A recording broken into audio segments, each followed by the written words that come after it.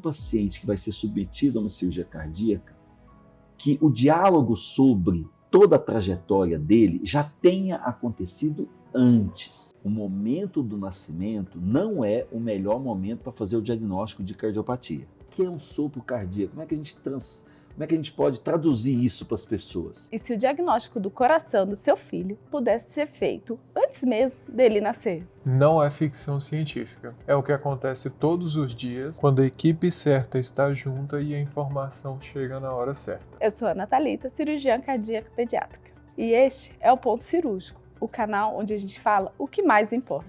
O coração das nossas crianças. E eu sou Irineu, também sou cirurgião cardíaco.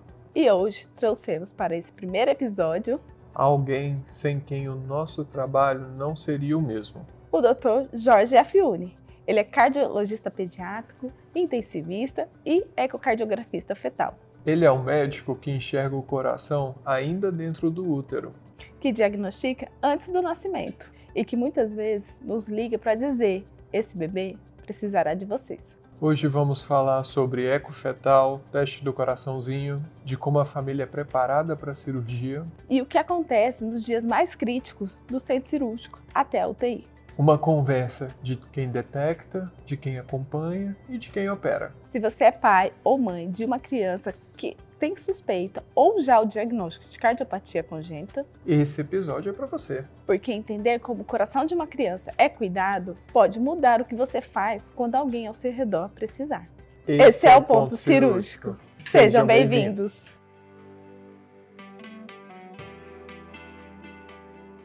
Seja muito bem-vindo ao Ponto Cardíaco. Eu sou a Ana Thalita Miranda, cirurgiã cardíaca pediatra, e hoje estamos aqui com uma pessoa muito especial, na qual temos o prazer de trabalhar todos os dias e se conectar para o bem das crianças. Eu sou Irineu e também sou cirurgião cardíaco, e é muito interessante a gente poder conversar com a pessoa que faz a nossa parte da nossa rotina todos os dias lá na UTI. Então, bem-vindo, Dr. Jorge. Obrigado, Ana. Dr. Jorge Afiuni, cardiologista pediátrico, cardiointensivista e ecocardiografista. Um pouco de cada. Um pouquinho de cada. O que vão se complementando, né? Exatamente. Tá. Uma coisa atrás da outra. Isso. Dr. Jorge. É que meu nome é meio complicado mesmo. Principalmente o sobrenome. Dr. Jorge, vamos hoje abordar um assunto bem interessante, tentar trazer um pouco de conhecimento do que podemos mudar, o que podemos fazer para o diagnóstico precoce e, consequentemente, o tratamento das crianças com cardiopatia congênita. Tá, estou à disposição e a gente vai... Tem muito tempo já de carreira nessa área, acho que eu posso tentar contribuir de alguma forma, né, nesse quesito aí. Fala pra gente um pouquinho como é que foi a trajetória de formação médica do senhor. Eu me graduei aqui em Brasília, já há muitos anos atrás. Me graduei na turma de 1987, ou seja, quase 40 anos. Na época, né, depois de fazer a graduação aqui em Brasília, a minha escolha pela especialidade foi pela pediatria geral. Naquela ocasião, eu prestei provas de residência em outros centros, né, do país, que foi em Ribeirão Preto, na Universidade de São Paulo, onde eu cursei 2 anos de pediatria e depois 1 ano de especialização em neonatologia. Durante aquele ano de especialização em neonatologia, ou seja, nós estamos falando de 1989, 90, um grande desafio era crianças que tinham naquela época talvez 2 quilos, 1,5 kg. Era o grande desafio dessa área, sobreviver, que essas crianças sobrevivessem.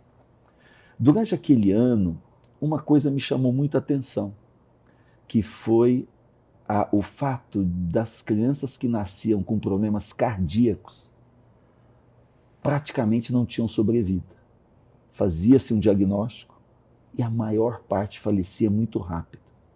Eu estava num centro que era considerado dos maiores do país naquela época, né, na USP de Ribeirão Preto. E aí me interessei em fazer um estágio em São Paulo, capital, no Instituto do Coração. Na época ainda com alguns nomes que já não estão mais entre nós, mas que foram os precursores de tudo que a gente sabe hoje no país de cardiologia e cirurgia cardíaca. Professor Zerbini, professor Adib Jatene, professor Munir Ebaid.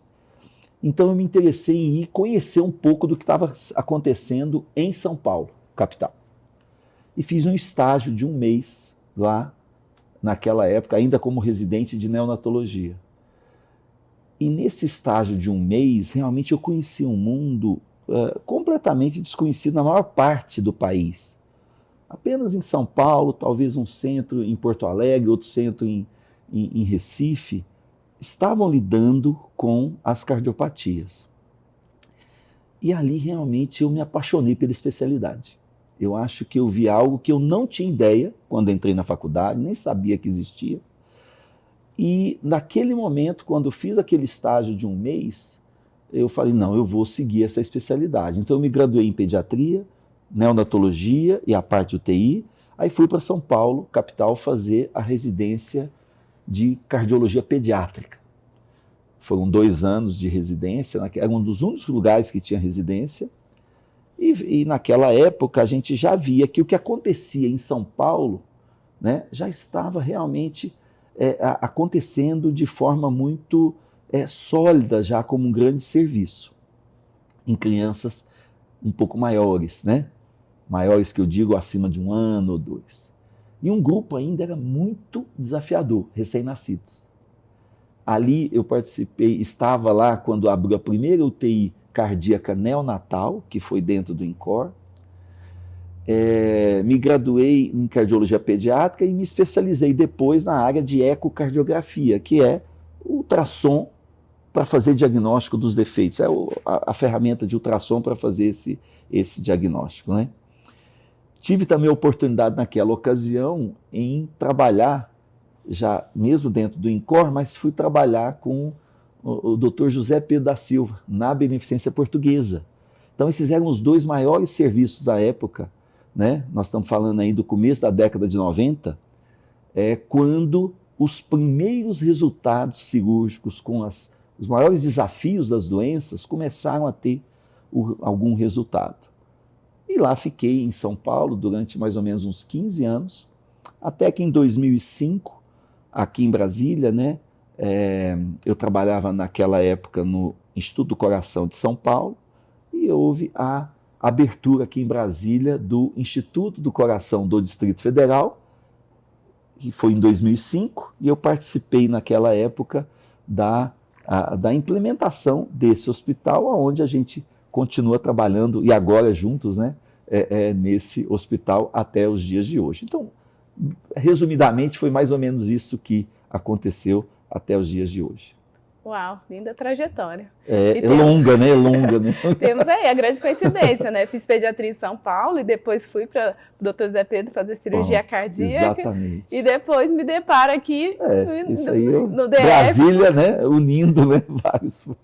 Várias formações. Doutor, e assim, em relação à cardiopatia, de querer sempre fazer mais, e a gente teve um grande avanço, que foi a questão do ecocardiograma fetal. É a gente olhar para o coração do bebê antes mesmo dele nascer. Então, a maior parte dos defeitos cardíacos, eles acontecem de forma muito silenciosa durante a gestação. Não tem muito fator de risco, acontece por acaso mesmo, não tem culpa de ninguém isso. Acontece em rico, acontece em pobre, acontece em país de primeiro mundo, acontece em país de terceiro mundo. É uma doença congênita, na formação da estrutura cardíaca. E o coração é o primeiro órgão a se formar, e ele se forma ali com 7 semanas, 8. Quando o coração já se formou e está tudo ok, o resto da gestação vai tudo ok. Mas muitas vezes um defeito cardíaco que acontece bem cedo, como a estrutura do coração lá dentro permite que hajam misturas de sangue que o feto não percebe que tem um defeito, ele se desenvolve bem, chega até o nascimento com peso bom. E numa época que não se conseguia fazer esse diagnóstico, a maior parte das situações, o bebê nascia de forma adequada, peso normal. No primeiro dia de vida, parecia que estava tudo muito bem. E às vezes a catástrofe acontecia no segundo dia de vida ou logo após a alta para casa. Por conta do fechamento Depois, do canal. Assim, o que acontece é que após o nascimento ocorrem mudanças na estrutura do coração que, se você não tiver o coração completamente normal, se estiver faltando alguma coisa, ele vai se apresentar rápido e às vezes, infelizmente, a morte acontece antes mesmo que você consiga fazer o diagnóstico. Sim. Mesmo para o pediatra, às vezes é muito difícil fazer um diagnóstico rápido no primeiro dia, antes, né? Porque se mistura com muitas outras doenças.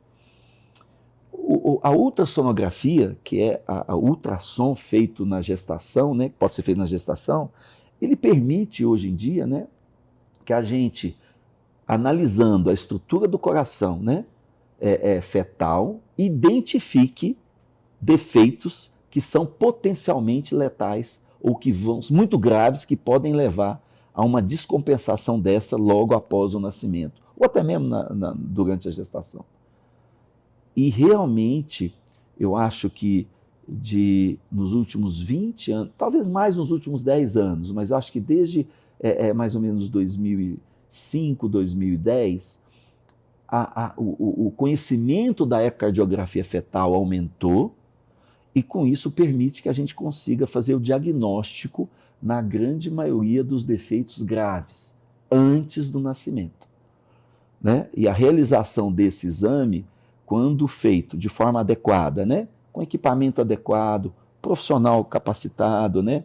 E com conhecimento da área, ele permite que a gente consiga acolher uma família que tenha um bebê com esse problema desde antes do nascimento, acompanhe logo após o nascimento e faça as medidas que precisam ser feitas, seja uma cirurgia, seja um cateterismo, seja às vezes tratamento com remédio, logo depois do nascimento, aumentando a chance de sobrevida desse bebê.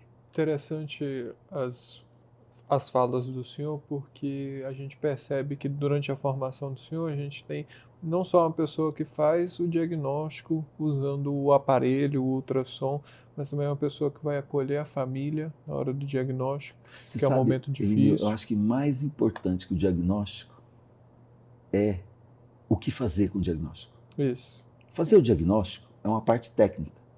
A gente treina uma pessoa. Em breve, robô vai fazer diagnóstico. Com a inteligência artificial, talvez vai adquirir.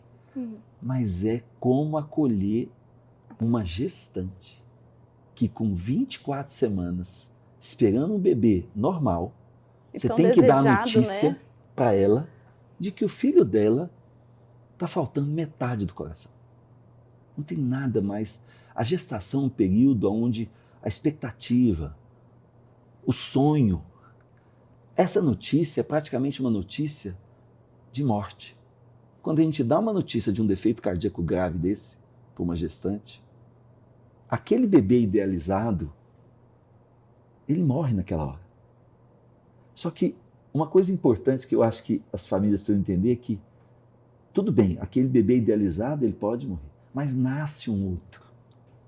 Nasce um outro bebê com um problema, mas que, se a gente conseguir, né, enfrentar esse problema e tratar esse problema, esse bebê pode ter uma sobrevida hoje em mais de 90% dos casos, e chegar à vida adulta, isso ficar simplesmente com uma cicatriz de uma grande vitória que possa ter conseguido, né?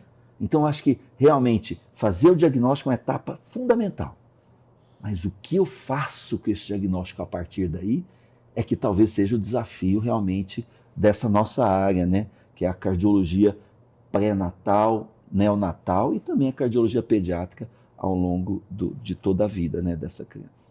Eu tive 2 gestações. Realmente, assim, de fato, o momento de fazer o eco gera uma ansiedade, gera um medo. Medo. Gera. Assim, eu confesso, o senhor fez os 2 mesmo? Não, eu sei. E eu fui, assim, tensas. E você da área, às vezes tem mais, assim, tem um viés, né, que a gente fica achando, como trabalha com isso, ó, uma hora vai me pegar. É a amostra viciada. E a amostra viciada, a gente às vezes não quer que isso aconteça. Porque durante a gestação, eu acho que assim, hoje em dia a gente faz muito mais exame que antes. Sim. Pensa bem, quando era uma gestação, talvez 40 anos atrás, não fazia nem ultrassom. Ok? Não sabia nem o sexo. Nem o sexo a gente sabia. Muito bom. Hoje a gente sabe demais. Só que quando sabe demais, também o medo aumenta. O medo de que a gente quer que tudo esteja dentro do que esteja normal. E o defeito cardíaco, ele acontece, é uma doença que é bastante prevalente. Infelizmente, ela é muito frequente. Muito frequente, eu digo, para a medicina. A gente está falando de 1 em cada 100 bebês. Tá certo? Mas doenças muito graves mesmo, talvez seja 1 para cada 300. Então, mas esse 1 que a gente descobre que tem um defeito grave, se a gente descobre ele antes, a gente vai dar mais chance para ele, e esse talvez seja um objetivo muito, muito importante e que colaborou muito para melhorar o resultado com recém-nascidos. Sim. Né? Defeitos em recém-nascidos. Né? Toda gestante tem que fazer ecocardiograma fetal? Ou além disso, tem alguma recomendação da sociedade para esse exame? Toda gestante precisa fazer pré-natal, em primeiro lugar. Toda gestante tem que fazer pré-natal. Eu acho que o nosso país hoje, tanto na rede privada quanto na rede pública, nós temos uma cobertura muito boa de pré-natal. Durante o pré-natal, nós temos uma rotina de pré-natal no nosso país que ela cobre uma boa, assim, ela tem uma qualidade muito alta. E nesse pré-natal, os exames de ultrassom estão previstos, pelo menos 2 a 3 ultrassons durante uma gestação. Nós não temos que lembrar que não é só problema cardíaco que a gente detectar antes, não. Nós temos que olhar todo o bebê. Claro, como cardiologista, a gente está falando de eco fetal, mas o mais importante é que também eu posso ter outros problemas. Então, o treinamento de quem faz ultrassom obstétrico vem antes do eco fetal.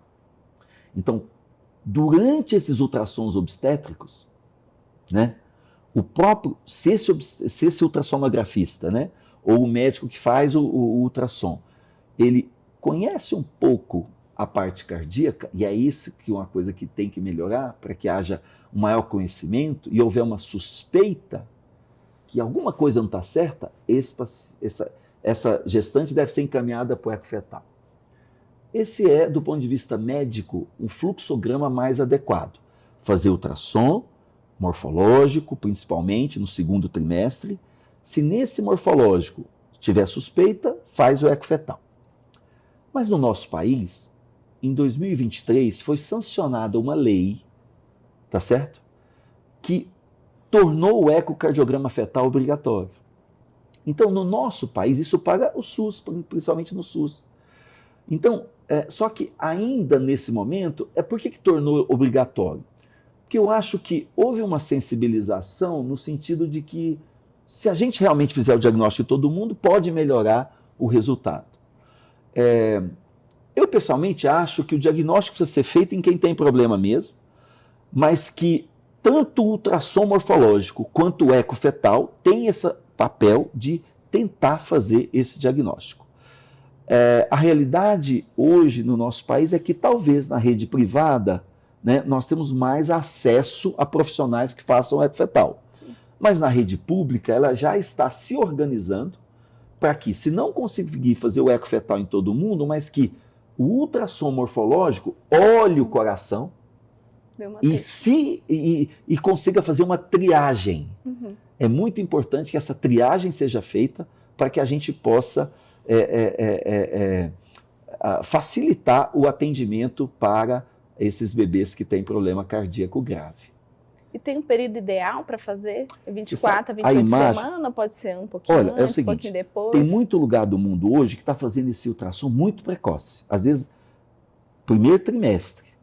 Só que, veja só, alguns países, né, permite-se, por exemplo, interromper uma gestação. Uhum. Nós vamos para a Europa, ou nós vamos nos Estados Unidos, alguns locais, interromper uma gestação porque o bebê, às vezes, tem um problema grave. Isso, no nosso país, nós não temos esse hábito, nem mesmo a nossa religiosidade ela permite isso. Eu acho que não se aplica a gente. Sim. Então, o diagnóstico, nesse caso, para a gente, é para ajudar o bebê a sobreviver. Não é para interromper uma gestação. Então, no nosso contexto, a faixa etária que esse diagnóstico pode ser feito de forma bastante adequada, talvez seja a partir de 20 semanas, entre 20 e 32 semanas, é uma faixa bastante ampla, através do morfológico e do ecofetal. O morfológico como triagem e o ecofetal como diagnóstico e acompanhamento. Né? Então, essa seria uma idade gestacional para fazer. Embora a gente consiga fazer alguns diagnósticos mais cedo, tá? 16 semanas, 18. Mas a imagem, ultrassom, eu que faço ultrassom, às vezes é uma imagem melhor a partir dessas semanas. 20, 22 semanas já é o ideal, né? Todas as doenças do coração congênito dá para a gente descobrir no ecofetal? O objetivo do ecofetal não é diagnosticar todas, é diagnosticar as mais graves. Esse eu considero, e esse nós não podemos errar. Nós temos que conseguir diagnosticar quase todas. Tem alguma que é mais desafiadora assim, para identificar? Olha, falando um pouco dos defeitos, eu acho que quando você tem equipamento e profissional adequados, né, a taxa de sucesso para fazer o diagnóstico, ela se aproxima ali de 95%. Se a gente não tiver um profissional capacitado e nem mesmo, às vezes, equipamentos, né, essa taxa fica mais baixa. Então, nós temos que ter isso em consideração. Né? Isso é igual qualquer área dentro da medicina. Então, isso aí exige isso. Mas algumas doenças, talvez, tenham algumas dificuldades maiores, porque elas ficam numa zona assim, de dúvida entre o que é fisiológico, que faz parte do desenvolvimento do feto, e aquilo que talvez não seja. Uma delas é uma que se chama coartação de aorta, que é uma obstrução no arco da aorta, que é exatamente num ponto onde, no feto, a gente tem um canal arterial que comunica a artéria do pulmão com a do corpo, e que é normal, só que uma outra área da aorta ela fica um pouquinho menor. Depois que nasce, num bebê normal, esse canal vai fechar e a aorta fica normal se ela não tiver problema. Isso, às vezes, a gente tem uma falha, uma possibilidade de erro. Outra doença que também, às vezes, tem um pouco de erro é a troca das artérias. Quando nós temos uma doença chamada transposição das grandes artérias e que, às vezes, se o examinador não estiver bem atento, ele pode se confundir e achar que as artérias estão na posição certa. As demais são muito fáceis de fazer o diagnóstico, fáceis assim, infelizmente são fáceis porque elas se apresentam muito claramente e esse diagnóstico acaba sendo feito em grande parte dos casos. Pra vocês terem uma ideia, quando a gente chegou aqui em Brasília em 2005, quando o hospital começou a funcionar nesse centro, a taxa de diagnóstico fetal naquela época, né, no primeiro ano que a gente estava aqui, as crianças que chegavam na UTI com problema cardíaco, quantas tinham diagnóstico fetal? Não passava de 5%. Hoje, as doenças graves que chegam na nossa UTI em recém-nascidos, a taxa de diagnóstico fetal ela está em 80%, 8 de cada 10. Então, isso melhorou muito. Então, as doenças graves, quando faz o pré-natal, quando faz o ultrassom, nós estamos conseguindo diagnosticar mais adequadamente. Numa faixa aí de 20 anos, a gente subiu de 5%, aqui em Brasília, eu posso falar no Distrito Federal, para 80%. E depois, assim, que começou o diagnóstico, tendo ecofetal, a gente conseguiu, né, a gente já faz esse trabalho no SUS, né, de direcionar o nascimento das crianças para o hospital especializado. Essa é outra coisa. O hospital que vai cuidar de um bebê que tem problema cardíaco é um hospital hoje, se você pensar no nosso país, não é todo lugar que tem. Então, é muito assim, mesmo se a gente, vamos pegar a área do Distrito Federal, para o paciente público, existe um centro. Então, e o ideal é que o tempo entre o nascimento do bebê e o tratamento seja o menor possível, quando tem que fazer o tratamento. Portanto, uma das coisas que a gente conseguiu realmente aqui no Distrito Federal, e que eu acho que é uma qualidade assistencial, talvez o máximo que se pode fazer, que é permitir que a gestante tenha o seu bebê no próprio local que o bebê já vai ficar para receber o tratamento. Sem precisar, por exemplo, de ambulância, sem precisar esperar uma vaga para ser transferido. Que hoje é o nosso problema, né? Esse é um problema grande em vários locais no país, a gente percebe isso, né? Então, para o paciente público, eu creio que o Distrito Federal hoje seja um dos únicos locais do país que a gente consegue, para as doenças graves, oferecer isso para as gestantes do sistema público, né?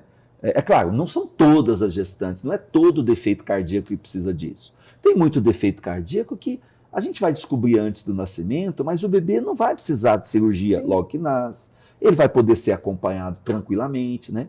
Então nós temos que aqui discriminar aquilo que é doença muito grave versus de defeitos cardíacos menos graves e que podem ser acompanhados, né, para fazer o diagnóstico um pouco depois, né? Voltando um pouquinho da abordagem com a grávida, provavelmente esses pacientes são encaminhados, a mulher durante a gestação é encaminhada pelo senhor, pelo ginecologista ou pelo radiologista, igual a gente falou, porque teve uma suspeita no ultrassom, e o senhor chega para fazer um exame e depara com a cardiopatia. Como que é essa abordagem com a mulher? Uma vez, tem dois aspectos aqui. Fazer o diagnóstico quando já há uma suspeita ou não há suspeita nenhuma e fazer um diagnóstico de surpresa. Quando a gente já tem uma suspeita, em geral a gestante já está um pouco preparada para um possível diagnóstico. Uma coisa é o ecocardiograma, que é o diagnóstico que a gente vai executar. Fazer um exame visual, ultrassom, estou fazendo aqui, estou olhando, estou vendo um defeito. E a outra coisa é o que nós chamamos de consulta de cardiologia fetal. Então, o exame é uma coisa, mas nós temos que atrelar ao exame, diante de um diagnóstico, esse atendimento. Nós não podemos banalizar esse atendimento e não misturar as duas coisas. Ecofetal significa um exame. O que vai ser feito, como eu falei um pouco antes, aí nós vamos para um outro ponto. Porque durante a gestação, o grau de... É muito diferente dar esse diagnóstico para uma gestante do que dar o diagnóstico para o bebê depois que nasce. Olha para você ver como que é diferente. Quando a gente está ainda com o bebê na barriga e faz um diagnóstico, pensa bem, a gente faz o diagnóstico com 24 semanas. Quanto tempo a gente tem até ele nascer? 14 semanas. 14 semanas. 14, nós estamos falando de 100 dias. São 100 dias de sofrimento. Dia a dia para a gestante. Sim. 1000 perguntas. Meu bebê vai viver? Meu bebê vai ter cirurgia? Não vai? Em geral, então o grau de ansiedade é absurdo. Agora vamos pensar no bebê que não tinha diagnóstico fetal, nasceu, e num dia a gente descobre que ele tem um problema, e que se ele não operar, ele vai morrer. Não dá nem tempo da família sofrer. Ela vai sofrer igual, só que o que acontece?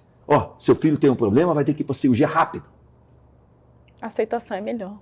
Vocês estão entendendo? Assim, é uma diferença. Então, a gente tem que entender isso no gestante. Se, por um lado, para o bebê, é muito bom a gente diagnosticar antes, para a família, a gente tem que entender que é pesado demais. E nós temos que apoiar essa família dia a dia até o nascimento. Então, exige uma estrutura psicológica grande em torno disso, né? Porque o tempo é longo, você entendeu? Entre a suposição de um diagnóstico até o final. E aí nós, como profissionais, temos que acolher isso. As dúvidas são em tudo que vocês imaginarem, porque ainda não é palpável o bebê. É muita fantasia também, tem muita informação. Então nós vamos ter que ajudar essas famílias, né, a organizar o pensamento, né? Trazer isso para um centro. Então, cuidar desde a vida fetal tem um aspecto, né? Só quis contestar a diferença que é para depois. Vocês mesmo percebem, quando tem um diagnóstico depois que nasce, não houve nem tempo da família discutir muito aquilo. Sim. Vai entender um pouco depois, né? Enquanto que para nós, cirurgião, é os pacientes já chegam prontos, né? As famílias já chegam preparadas, com as dúvidas sanadas, assim, elas já chegam... Quando assim, tem um diagnóstico fetal, o senhor já preparou aquela família, e quando chega para nós, cirurgião, essa família já está um pouco mais preparada. Até mesmo, Ana, eu acho, já é muito frequente a família, quando a gente sabe que o bebê vai fazer uma cirurgia, ela quer conhecer o cirurgião já antes, viu? E eu acho que isso está incorporado. Então não é só um trabalho de um clínico ou de quem faz ultrassom. Também é, às vezes, o quê? Já os pacientes, quando vão, por exemplo, no cirurgião, vão em vocês antes de nascer o bebê, já traz uma tranquilidade maior. Porque realmente o conhecimento de quase todas as etapas, né? Ele vai ser importante. E vocês também, claro, nós vamos ter muito mais facilidade da compreensão após o nascimento do que antes. Já está mais ou menos tudo planejado. Embora, mesmo com tudo planejado, tem coisa que sai do... que o primeiro contato é com você que vai dar essa informação. Por isso que eu digo assim, que eles já chegam pra gente meio que prontos. Pode assim, ser que sim. Porque já deu tempo teve o diagnóstico, já foi pesquisar sobre, o senhor já acolheu, já deu uma explicação, então não chega tão ansioso, não com aquela notícia como antes. Isso eu acho que sim. É uma outra fase do luto, né? Que a informação é uma... eu acho que eu usei, talvez tenha sido pesado demais falar que é o luto, mas é sim, porque quando a gente pensa, a gente quer ter um filho com problema cardíaco? Não é normal a gente querer um filho com problema, a gente sabe disso. Então, a idealização do filho ideal, naquele momento, há uma quebra. Isso. E tem uma coisa também que a gente tem que entender, que muitas vezes o problema cardíaco, ele também vem junto com algumas outras coisinhas. Por exemplo, existe muito medo das famílias com síndromes. Sim. Então, por exemplo, descobre que o bebê tem um problema cardíaco X, né? Será que meu bebê também tem uma síndrome? Ou outras malformações. Ou outras coisas. Sim, quando a gente tem um problema cardíaco, 10 a 15% das crianças acabam tendo mais alguma coisa. Então a gente precisa procurar. Mas isso pode ou não tornar mais complexa a situação. O que a gente tem que entender é o seguinte, que o que o bebê tiver que receber de ajuda, nós temos que ajudar. Tem que ajudar. Se for o problema cardíaco é isso, se for no rim, se for em outras coisas, né? E em relação a síndromes, né, eu acho que assim, eu tenho a alegria de viver, de ter visto uma mudança absurda na evolução de crianças com síndrome de Down. Vamos voltar lá em 1990. Vocês não, né? Eu vou voltar lá em 1990. Existia preconceito com síndrome de Down. Existia preconceito médico com crianças com síndrome de Down. Vou explicar onde estava esse preconceito. O número de leitos para atender os pacientes não era tão grande. E às vezes você tinha crianças esperando vaga para ir para o centro. Na época eu estava em São Paulo e tinha lá. Eu tinha uma vaga e tinha 4 crianças esperando. Qual criança que viria? Em geral, quando tinha uma criança com síndrome de Down, havia uma sensação de que talvez não valesse a pena fazer a cirurgia da criança de síndrome de Down, que era melhor fazer... Uma criança sem síndrome. Claro, sem síndrome. Olha só o que a gente viveu. Por falta de vaga e tal. Mas a criança com síndrome de Down, que durante muito tempo, às vezes, as pessoas achavam que não ia resistir, que era melhor não operar, uma grande mudança da evolução da síndrome de Down desses anos foi que o tratamento da cardiopatia, mais cedo, deu chance para essas crianças sobreviverem e desenvolver. Sim. É o que a gente vive hoje. Sim. Expectativa de vida, às vezes, muito mais mudou longas. Completamente. Era o problema cardíaco. Ele tinha que ser enfrentado rápido. Sim. E ao enfrentar rápido, a criança ganhava a oportunidade de se desenvolver. Tanto é que hoje, As crianças com síndrome de Down, nós não temos diferença nenhuma com quem não tem síndrome de Down. Até mesmo crianças com síndromes mais complexas. T18 tem T18, síndrome de Edwards. Que hoje a gente está enfrentando esse preconceito, que ainda tem muita gente que acha que não vale a pena fazer. Basta a gente... O problema cardíaco, ele não tem que... Olha, a gente não tem que olhar muito para isso. A gente tem que tentar ajudar a criança naquilo que pode. E se ele melhorar, ele vai dar mais chance disso, né? De desenvolver, né? Então, é um aspecto que eu vejo que houve uma mudança grande, realmente, nesses anos, coisa que quem está hoje só não tem ideia do que, de fato, acontecia antes, né? Pela questão de disponibilidade e tudo, né? E é interessante o comentário do senhor da questão do cirurgião também, porque a partir do momento que recebe o diagnóstico, né, vai passar por vários outros especialistas também, e é uma decisão compartilhada. Não vai ser o clínico que vai decidir a abordagem, não vai ser só o cirurgião que vai decidir a abordagem, provavelmente vai ter que passar por um outro médico também, se tiver alguma síndrome ou tiver alguma outra alteração. Então vai ser um trabalho em equipe com vários outros profissionais trabalhando juntos, né? Quanto mais gente, dizem que é mais difícil, né? Porque chegar em consenso com muita gente dando opinião, às vezes não é tão fácil. Eu acho que a medicina está passando por uma mudança grande hoje. A gente está migrando de uma era onde existia a decisão consentida.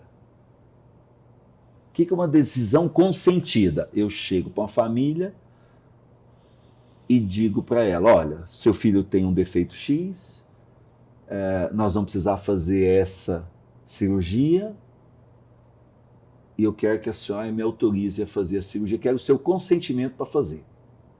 Ok.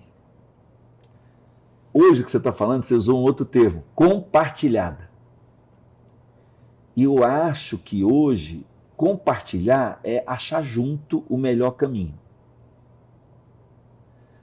E eu acho que as famílias de hoje estão tendo muito mais acesso à informação do que antes. E a informação, ela chega hoje de um jeito... Muito rápida. Além de rápido, ela chega de uma forma já com muita interpretação. Se a gente for ver as ferramentas hoje de inteligência artificial, elas muitas vezes já dizem para a família qual a melhor estratégia. Até a técnica cirúrgica. Até, por exemplo. Então, chegar num consenso hoje com tanta informação pode ser um pouquinho mais difícil, mas eu acho que é, sim, a melhor forma. Porque a família faz parte, né, desse processo. Mas a gente precisa tomar um cuidado, que é não terceirizar para a família a decisão. Porque uma decisão entre o melhor caminho, muitas vezes, né, é baseada em toda a avaliação de risco que eu faço, todo o conhecimento que eu tenho sobre aquela estrutura e, principalmente também, pelo que eu não sei, pelas incertezas. Porque é ilusão a gente achar que a gente sabe tudo em alguma época da vida. A medicina é a ciência com o maior grau de incerteza que existe. Reconhecer a incerteza, ela ajuda a gente a tomar o melhor caminho. Porque senão, se a gente tiver certeza de tudo, nós não... Primeiro que ela é utópica. E segundo que a gente não vai ter. Uma abordagem do episódio anterior, isso, de que as mesmas cardiopatias, por diversas vezes, são tratamentos diferentes. Diferente entre uma criança e outra. Entre uma criança e outra. E isso, às vezes, dependendo de como a família busca a informação na rede, ela pode se deparar com uma dificuldade. Sim. Mas por que aquele menino fez isso e o meu não fez? Então tem muitas particularidades. Nenhum ser humano é igual ao outro. Portanto, nenhuma decisão vai ser exatamente igual à outra. E essa particularidade que eu acho que nesse ponto compartilhado, tanto entre as equipes que estão lá discutindo, médico clínico, ultrassom, cirurgião, cateterista, né, quanto inserindo a família na decisão. Muitas vezes é a família que dá para a gente a tranquilidade de seguir um caminho. Às vezes a gente está inseguro de qual caminho. E às vezes, conversando com a mãe ou com o pai, eu sinto no olho dele, na reação dele, o caminho. Alguma coisa acontece ali que esse caminho, ele parece que é aquele. Se esse caminho vai levar ao sucesso total ou não, infelizmente nós estamos falando de doenças que têm uma gravidade alta, né? E que no meio desse caminho, infelizmente, alguns bebês não sobrevivem, né? E tal, mas a gente tem que ter tranquilidade de que caminhou junto, né? Da melhor forma possível, né? Nessa situação. Né? Bom, o bebê nasceu e aí tem outro exame que a gente faz pós-nascimento, que é o teste do coraçãozinho. O teste do coraçãozinho, eu vou te falar que eu tive a oportunidade de participar na época que esse teste foi incorporado no nosso país. Eu participo da Sociedade Brasileira de Pediatria e foi baseado no trabalho que a gente fez lá em 2010, 2011,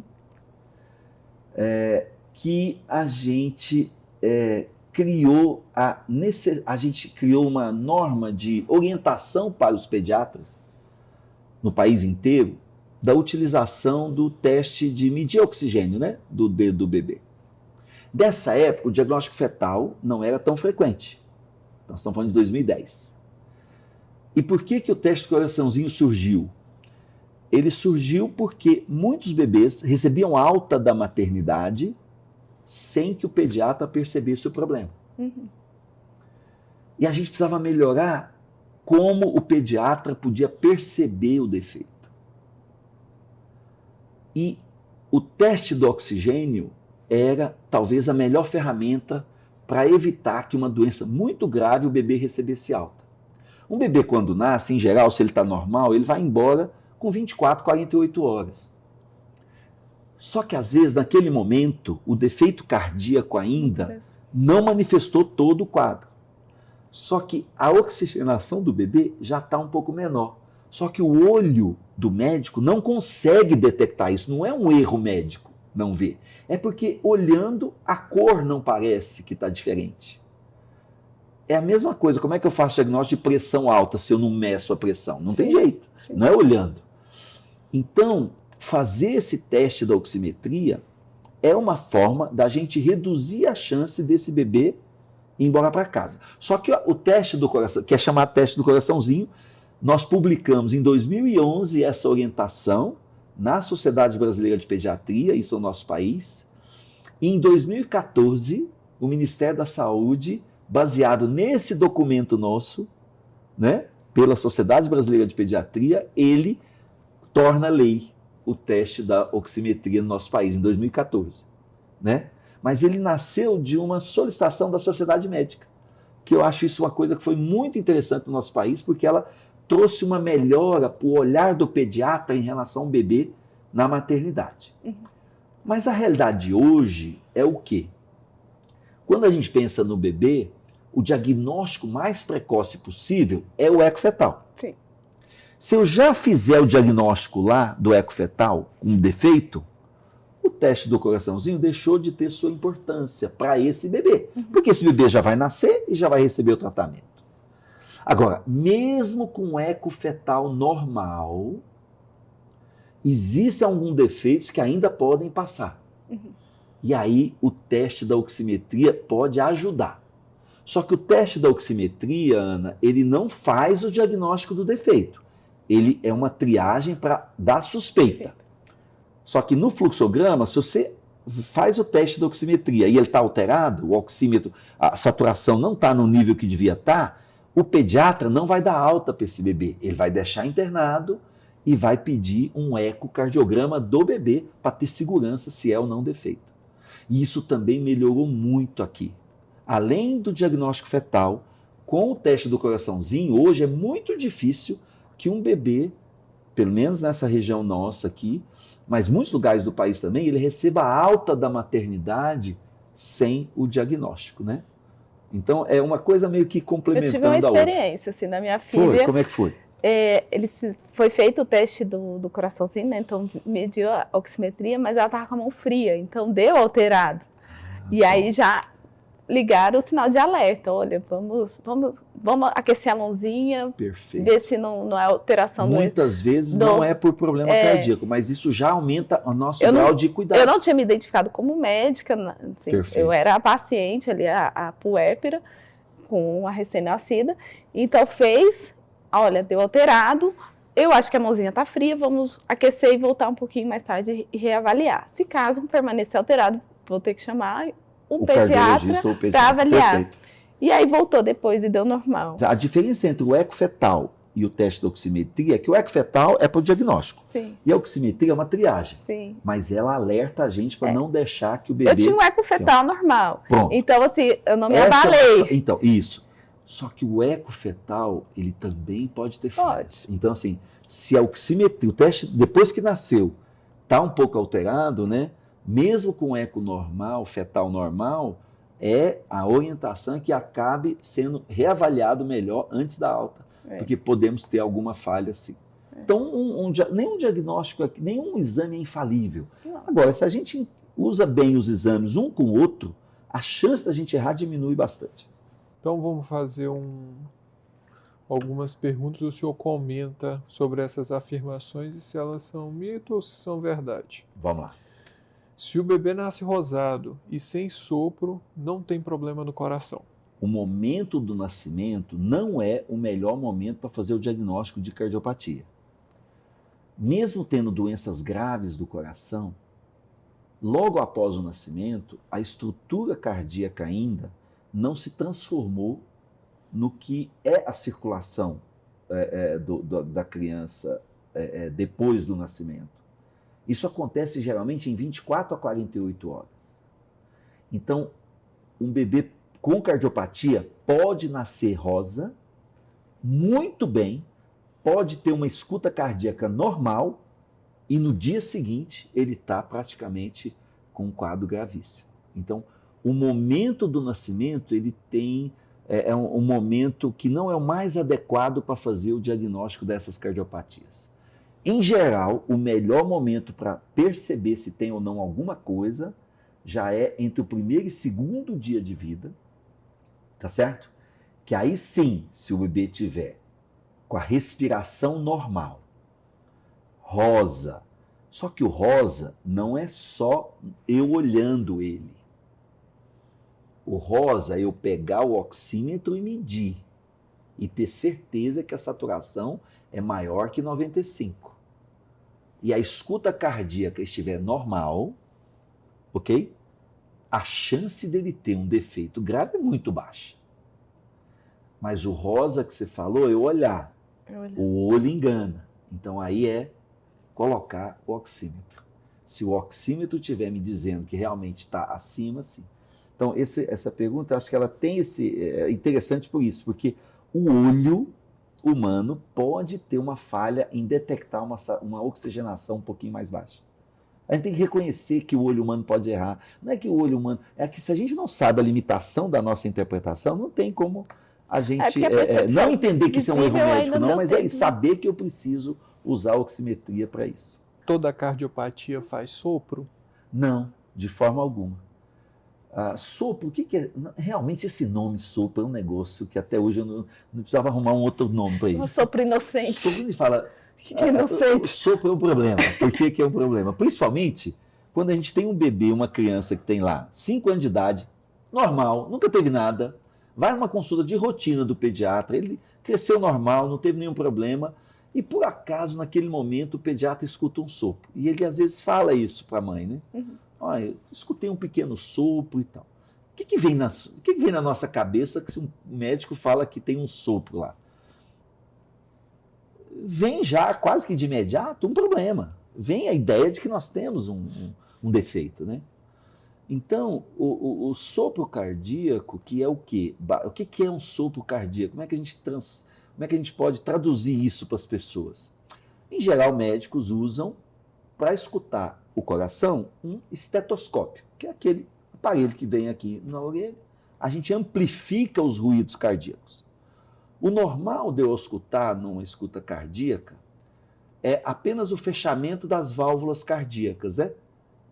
E nós temos 4 válvulas, 2 fecham no momento e 2 em outro. E aí vem o ruído habitual, né? Tum, tá, tum, tá. É isso que a gente escuta. Isso são as bulhas.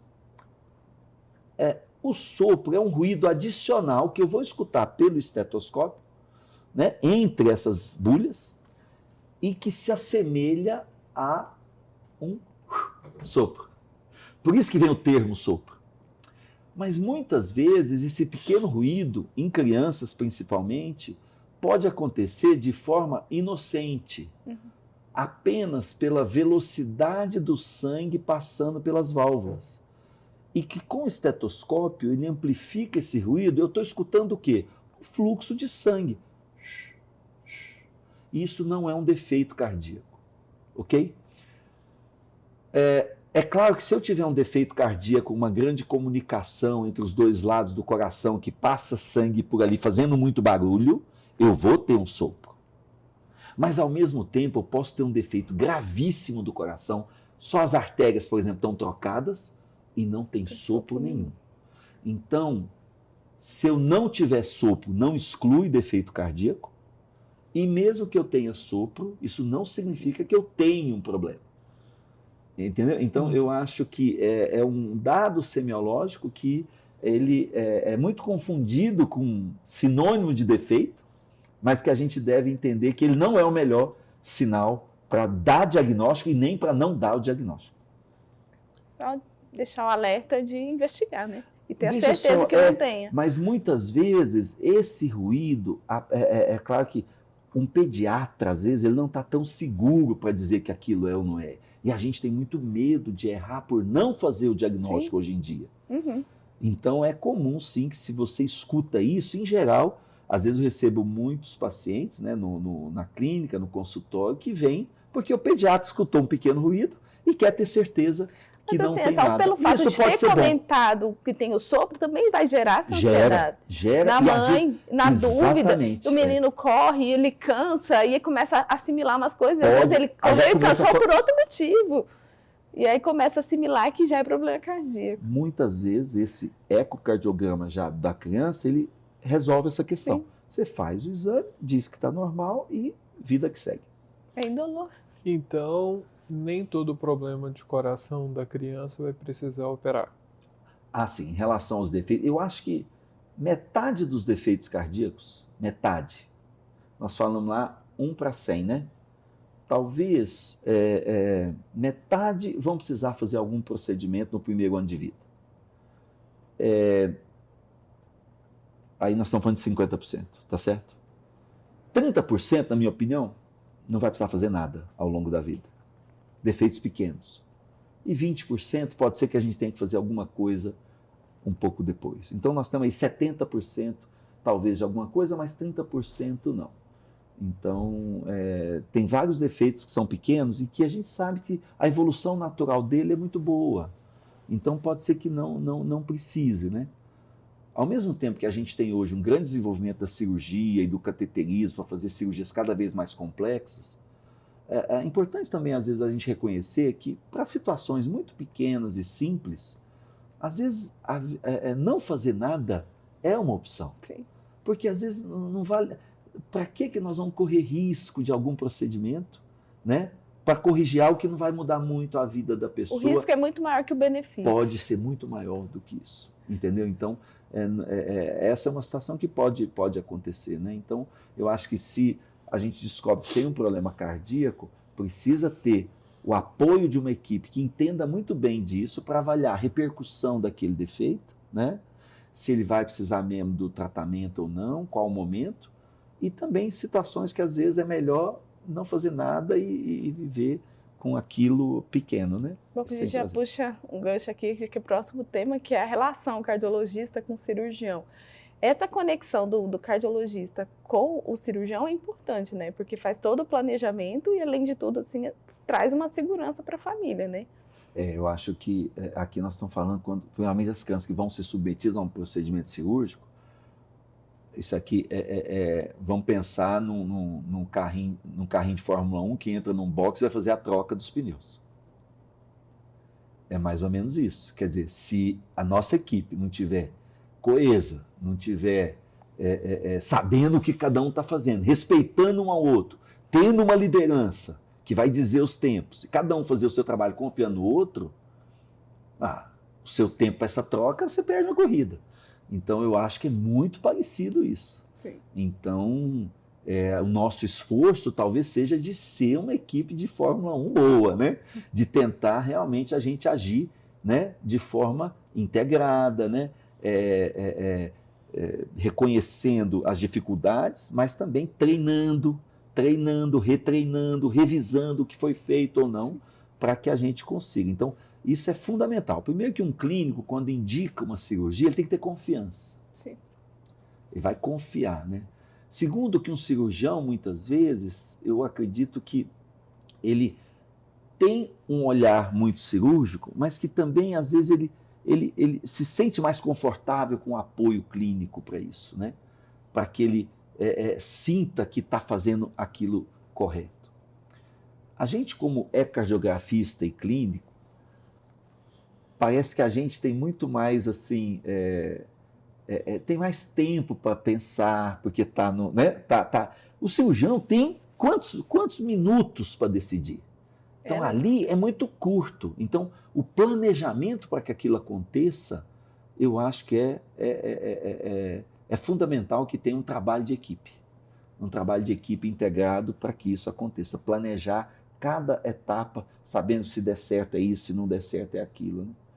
É um exercício constante e eu considero isso um ponto fundamental. Quando a criança chega para a gente, ele já passou pela consulta do Dr. Jorge e ele já fez uma avaliação dos exames, já revisou a história clínica do paciente e chegou para o cirurgião essa decisão de estar na hora de operar, qual vai ser a cirurgia que vai ser feita, não é uma decisão sozinha do cirurgião.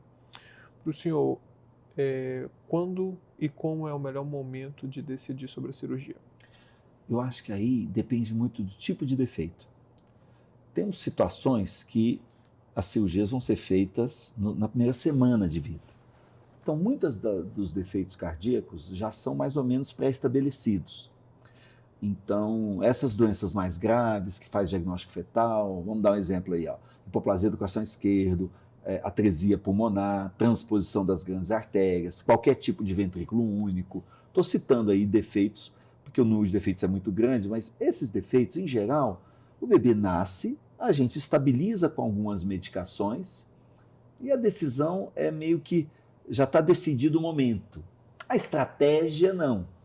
É uma estratégia que vai usar cirurgia de peito pelo meio, cirurgia lateral, vai associar cateterismo ou não vai, né?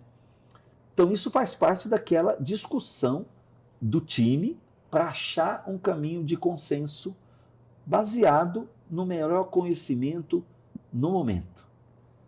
Já teve cirurgia que a gente, assim, tem defeito que a gente fazia cirurgia de um tipo 10 anos atrás, que hoje nós migramos para outro. Ou seja, por isso que tem que estar contextualizado do que tem do estado da arte daquele momento, que é o que a gente está hoje.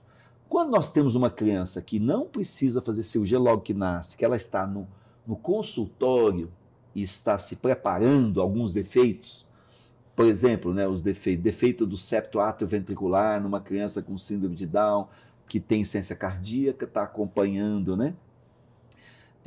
Em geral, aí a gente tem que achar o momento aonde a gente vai ter a melhor chance de um bom resultado com o menor risco. E isso leva... O cirurgião tem algumas considerações, o peso da criança, né? a idade, a possibilidade de fazer uma correção, né, adequada, num tempo cirúrgico adequado. E a gente, como clínico, está vendo se a criança, a condição clínica dela, por exemplo, permite aguardar o momento que o cirurgião acha mais seguro. Então, a gente vai dialogando e ajustando para a criança o melhor momento. Durante muitos anos, isso também, assim, remontando um pouco lá atrás, existiam alguma coisa em crianças que estavam em casa, ou alguns defeitos, que era o seguinte: ela precisa atingir um peso tal para poder fazer a cirurgia cardíaca. E eu me lembro de uma época que se dizia que tinha que chegar em 10 quilos. 10 quilos. As crianças tinham problema, estavam cansadas, ofegante, insuficiência cardíaca. A gente fala, meu Deus do céu, vai chegar em 10 quilos nunca. Né? Entendeu? E muitas crianças, às vezes, faleciam antes. Por que tinha esse negócio de 10 quilos lá atrás? Porque uma cirurgia cardíaca, eu acho que vocês, como cirurgiões, assim, exige tecnologia dentro do centro cirúrgico adequada para permitir fazer uma cirurgia segura, a circulação extracorpórea, né? E isso melhorou muito de lá para cá. Hoje, eu acho que o peso deixou de ser um fator tão predominante, né? Nessa decisão. Né? Antigamente existia isso, de 10 quilos, depois baixou para 7, depois baixou para 5, aí baixou para 3, agora eu acho que a gente tem cirurgias, vocês mesmos já fizeram cirurgias em casa de 1 quilo, 1,1 kg, às vezes até uma criança que vocês operaram, que eu me lembro, de 600 gramas, um prematuro que foi operado. Então, eu acho que o peso deixou de ser um problema, passa a ser mais uma adequação entre a doença, eu consigo controlar ela com remédio versus o melhor momento que o cirurgião vai dizer, não, esse é um momento que eu acho que eu consigo fazer uma cirurgia segura e o resultado bom, né? Eu acho que a menor criança que eu operei tinha 750 gramas. Você lembra a sua, Ana? Acho que... eu me lembro do Dr. Nestor fazer uma cirurgia pra gente num dos hospitais que a gente trabalha, que foi uma criança de perto de 600 gramas. Ou seja, essas crianças, nós estamos falando de... Claro, para esse bebê não é uma cirurgia tão complexa, mas poder fazer, ir lá e ajudar, isso assim. E mesmo às vezes hoje, cateterismos podem ser feitos também em crianças muito pequenas, né? Estamos falando de cirurgia, mas também, né, o cateterismo, né, que vocês também colaboram muitas vezes para conseguir o acesso, para poder fazer esse cateterismo com segurança, né? É uma forma que tem também de tratar o defeito, né? Boa parte desses defeitos. E essas crianças menores, prematuras, que no caso é ligadura de canal, a gente faz na beira-leito agora, pode fazer, né? Até mesmo na própria UTI, então não tem o risco de transporte, deslocamento do tubo, hipotermia e tudo mais. Então realmente assim, essa evolução foi bom para as crianças. Grande. Mas também tem a destreza e o treinamento dos cirurgiões, né, para conseguir lidar com uma situação dessa. Né? Exatamente, né? Doutor Jorge, então o senhor está do outro lado, lá da sala do centro cirúrgico, na UTI, aguardando a criança. Como é essa expectativa? Como é que o senhor recebe a família e passa para eles como será o pós-operatório? O termo UTI, ele é muito amedrontador. Então, é possível que o que as famílias imaginam de UTI, né, dependendo de cada situação, nós podemos ter uma fantasia, às vezes, muito grave do que vai acontecer, e outras, às vezes, menos fantasiosas e muito simplistas. O importante é que todo paciente que vai ser submetido a uma cirurgia cardíaca, que o diálogo sobre toda a trajetória dele já tenha acontecido antes, né? E nesse momento, antes, até mesmo, às vezes no consultório, ou às vezes até mesmo com os cirurgiões, a gente se esforça em tentar antecipar os momentos delicados que eles vão passar dentro da terapia intensiva. É fato que a UTI de hoje, ela se tornou muito mais humana do que as UTIs de 20, 30 anos atrás. Quando esse hospital que a gente trabalha hoje, ele chegou em Brasília, nós estamos falando de 2005, 2006, nós abrimos essa UTI pediátrica e foi a primeira UTI no Distrito Federal com acompanhamento 24 horas com a família. A família ir para a UTI foi a grande mudança. Eu estou falando de 20 anos atrás, nenhuma UTI pediátrica de Brasília, às vezes as famílias podiam ficar. Já existia uma lei, tinha saído uma lei eu acho que era a senadora Erundina, se não me falha a memória, sobre o acompanhamento. Mas quase nenhum local utilizava. Então, se vocês olharem um tempo atrás, não existia acompanhante, existia visita. Então, o primeiro ponto é isso. Se você não está lá, você nem sabe o que está acontecendo. Então, hoje a gente tem ambientes mais humanizados, espaços físicos e uma certa privacidade para a família estar lá. Mas o grande problema da UTI, de fato, hoje nós estamos vivendo uma fase de alto risco, onde o nível de estresse é alto, o nível de ruído dentro da UTI é relativamente alto. A chance de acontecer uma correria é alta.